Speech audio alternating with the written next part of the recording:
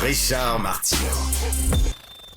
Bon vendredi, ma gang de malades. Oui, je sais, c'est le vendredi, c'est notre dernière, ça sent l'été. J'aurais adoré commencer le show sur une note légère, mais écoutez, il y a quand même des nouvelles assez troublantes. Et si on peut résumer là, l'année, surtout en justice, en affaires criminelles, il s'est passé énormément de choses. Il y a 3 meurtres en 3 jours. Montréal, ça devient vraiment une place extrêmement élevée. Mais le mot-clé de l'année, en ce qui concerne toutes les affaires judiciaires, c'est récidiviste. C'est fou à quel point il y a eu des récidivistes qui ont recommencé leur petit manège, entrent en prison, sortent de prison, entrent en prison, sortent de prison, des gens qu'on considérait comme dangereux, qu'on a lâchés dans la nature, qui ont tué, qui ont agressé, qui retournent en prison. Et on n'est pas tout seul. En France, vous avez vu, il y a une jeune fille de 11 ans qui a été kidnappée. Son corps a été retrouvé. Et l'homme qui l'aurait agressé, c'est quelqu'un, il était déjà l'objet de plaintes. Il y avait eu 2 plaintes contre lui. On le savait dangereux. Puis là, il y a une grosse révolte en France. Les gens disent, notre système de justice ne fonctionne pas.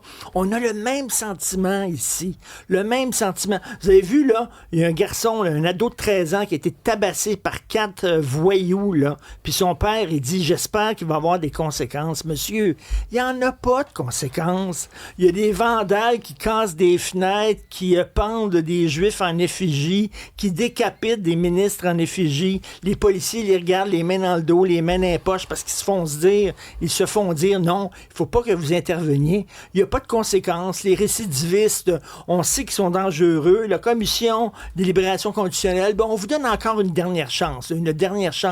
Vous avez vu, c'était quoi, le gars qui s'est ramassé en justice? C'était quoi, plus de 100 fois, 153 fois, une affaire de même, complètement débile. Rentre en dedans, ressort, rentre en dedans. Donc, on dirait que le système a totalement perdu le contrôle sur les crimes. Il y a une montée, une poussée de crimes commis par des jeunes en France, ici, aux États-Unis. Moi, je trouve ça inquiétant, même si c'est le vendredi, même si c'est sans l'été, je veux parler de ça. Il y a un jeune qui a été tiré par balle, 22 ans. Mais ce jeune-là, c'était pas un saint, hein. Il était en attente de procès pour trafic de coke et il était poigné dans des histoires d'extorsion. Vous savez, les jeunes qui vont voir là, les restaurants, t'es mieux de payer, sinon on va incendier ton restaurant, on va défoncer ta vitre avec un cocktail Molotov. Donc, c'est fait tirer, peut-être des mauvaises fréquentations, peut-être des règlements de compte, je sais pas. Et la mère de ce jeune-là dit oui, c'est parce que l'école l'a pas assez encadré. OK. Le rôle de l'école, là, c'est apprendre à compter, t'enseigner à apprendre à lire, puis à écrire, puis à avoir du jugement.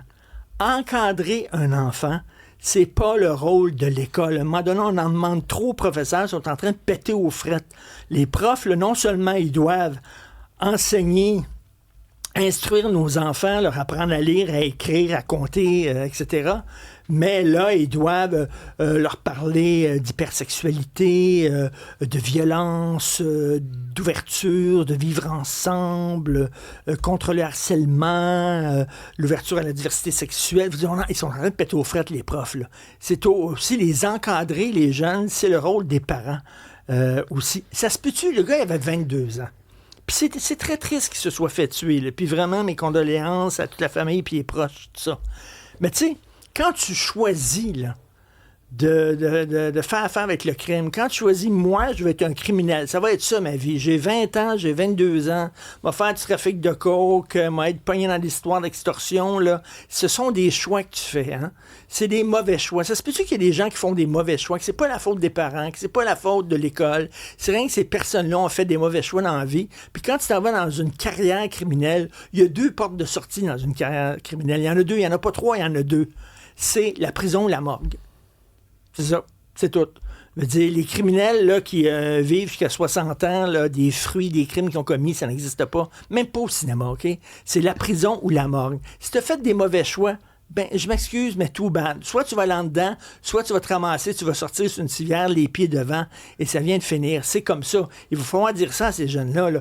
22 ans, t'es pas un enfant, t'as pas 13 ans. Là. Quand t'as 22 ans, tu commences à dire, là, le gars était en attente d'un procès pour trafic de coke, ben, il savait fort bien ce qu'il faisait. Il y avait des accointances, puis des amis qui avaient mal viré, puis lui aussi avait mal viré. Il faut falloir dire ça à nos enfants, parce que ça n'a pas de Christy de bon sens. Là. Les crimes qui sont commis par des jeunes, ça n'a aucun maudit bon sens.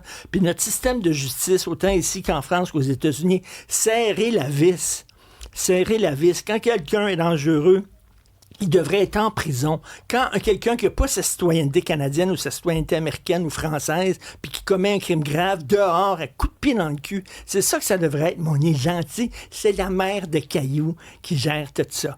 Alors bon, ben ça commencerait pour un vendredi. Cela dit, ben restez des nôtres. On va aussi s'amuser aujourd'hui.